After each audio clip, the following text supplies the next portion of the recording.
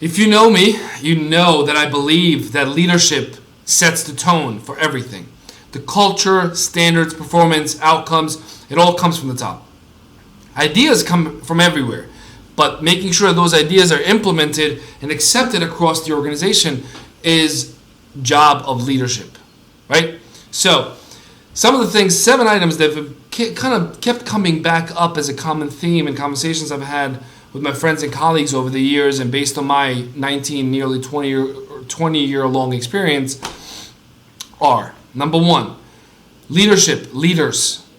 Your current leader, he or she, fails to set the vision, to connect everyone to that mission, to inspire people to collaborate and elevate themselves to a new standard of performance. That is their job. Number 2, they don't put people first. It is essential to hire the best people you can get, even if up front they cost you a little bit more money. Get the best people you can get. You can attract and you can retain, because they will take care of everything else. They will work on policies, procedures, guidelines, technology, and so on. Get the best people and treat them right. Number 3, your leader fails to provide adequate resources for that team to be successful.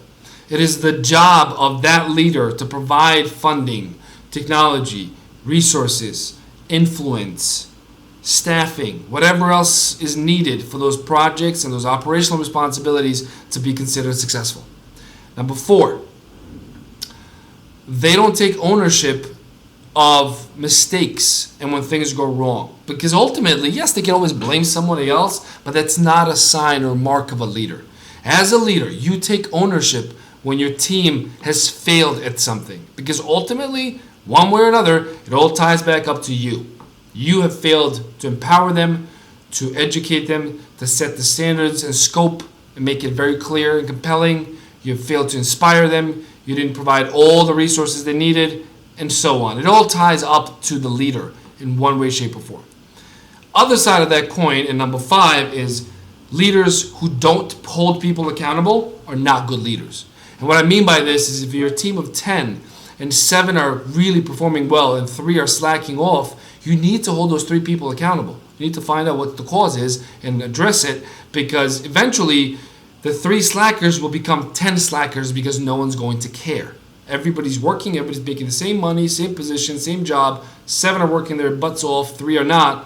Eventually, the rotten apple will spoil the entire basket. Number 6, leaders that don't have determination and belief and confidence are not leaders. You have to inspire others. You have to lead by example. You have to inform yourself, educate yourself, get ideas and opinions from everywhere, but ultimately you make the decision. You make the final call as to where you're going, what your next steps are. Own that.